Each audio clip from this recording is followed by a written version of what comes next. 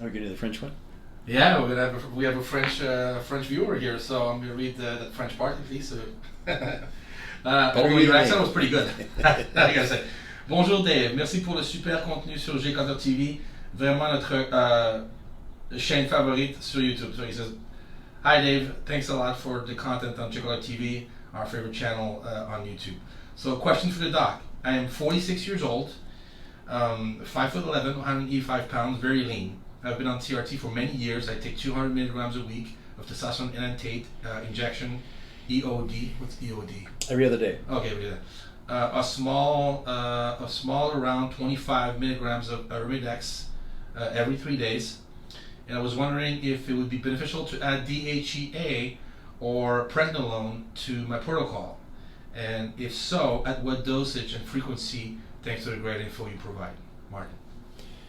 Well, you don't treat numbers, but it might be nice to see what the pregnenolone levels and the DHEA levels are. Now, we can test for DHEA serum. We can test for DHEA sulfate. As far as I know, within the last month or so, we don't, well, ubiquitously it's not available.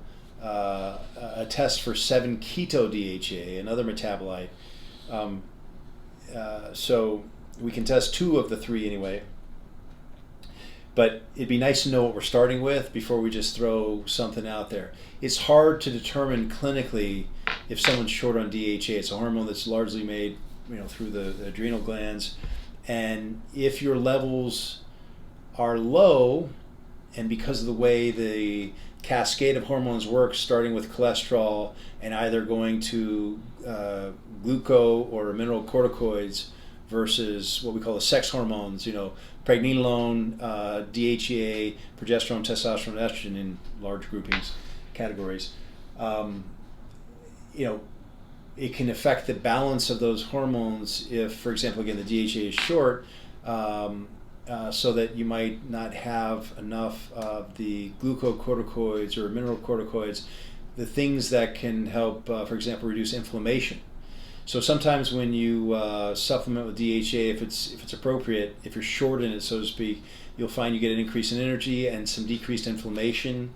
DHEA is considered, an arbiter of the immune system to some degree. So, if someone's getting frequent colds and infections, and you'd argue, how is it the arbiter of the immune system? Well, again, you can argue because of the way it affects that shunting or not of the cholesterol into these, again, the so-called sex hormones or the corticosteroid hormones, which are great for modulating the immune system.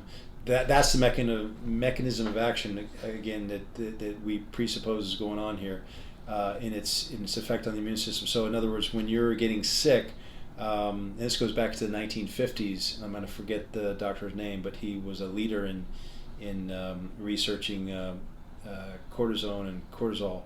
But you might step up your levels of cortisol using, say, for example, hydrocortisone, like they used to and still do, and fight off the bug, and get through, not only the bug fighting it off, but with tons of energy and working harder and better than you ever have. So anyway, that's sort of a setup for whether you even want to look at this or address it, or the reasons for addressing it, I guess I should say.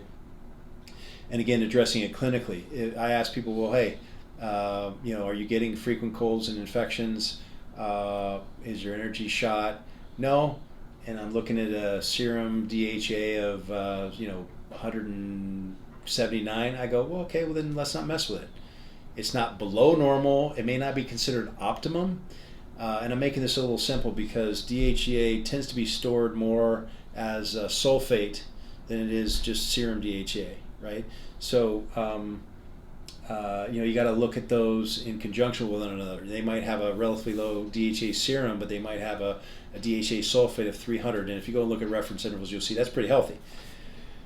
So, again, all this has to be taken into account, the clinical aspect of it as well as the labs. For pregnenolone, you normally don't have patients that you see clinically and go, oh, wow, yeah, definitely sounds like a shortage of pregnenolone to me.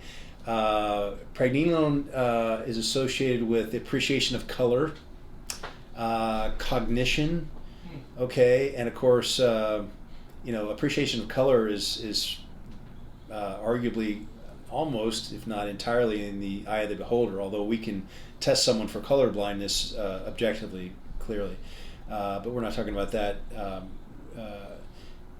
Cognition can be on or off for a multitude of reasons that have nothing to do with having sufficient pregnenolone. So that's one where we might look to the numbers more so than clinical aspects, but or signs and symptoms. But there are pregnenolone. We talked about DHEA already. Pregnenolone can be converted to if it's taken by mouth in a supplement form, something called 5-allopregnenolone, which is great for calming. It works on the GABA receptors. Can be converted eventually to dihydroprogesterone also works on the GABA receptors. So I guess you could argue it could also help with a calming effect, or not having your usual calm if you're short in it. So there are some good reasons for approaching this, but do we deal with this a lot in practice? Not as often as you might imagine, because again, they're not hit you over the head symptoms or necessarily ones that you can pin down and say, oh, that's absolutely the reason why you have low energy. And they're not the glamour hormones like testosterone is, where you get someone's testosterone levels back up from the gutter, and it's like Popeye eating spinach. They go, thank God, I feel so much better. Or you fix the levels of estrogen in a female who's suffering from hot flashes and night sweats, and they go, thank you, God, I feel so much better. These are ones that are obviously a lot more subtle, but in regards to, he asked for the dosage and frequency. Of course, it depends on the levels you're at, but typically, just like with a starter dose for testosterone, because your body will adjust, we find, because it likes almost like a thermostat. It acts almost like a thermostat in that, even if it's low, if you add to it, it'll say, okay, well, I'll take it even lower down because you're adding, and I don't think we need that much. I'm being anthropomorphological, or sorry, I mispronounced that in my description here. But the point is, the body will react by producing even lower amounts of the hormone. So you start with, say, 100 milligrams or even as low as 50 milligrams of pregnenolone, and see how you do, if you notice any change and how the labs change. And then and you can go as high as probably 200 milligrams relatively safely without having to worry about excess conversion or anything like that.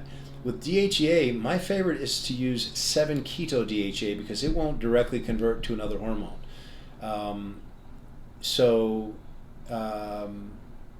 You don't have to worry about an effect on increasing your estrogen, for example, by adding 7-keto DHEA like you would if you use just DHEA like you would get at any typical even nowadays a Walgreens or even a supermarket sometimes. So that would be the only caveat there. Probably the biggest take home of this whole monologue I'm giving is 7-keto DHEA I prefer for that reason, and I would use anywhere from for a female 100 milligrams once in the morning, or 50 in the morning and maybe 50 just after lunch, and for a male maybe as 100 and 100, or as much as 200 and 200. And really that's it. I guess I answered this question mainly about the DHA and the pregnenolone, right? Yeah. Okay. That's it. Thanks, Doc.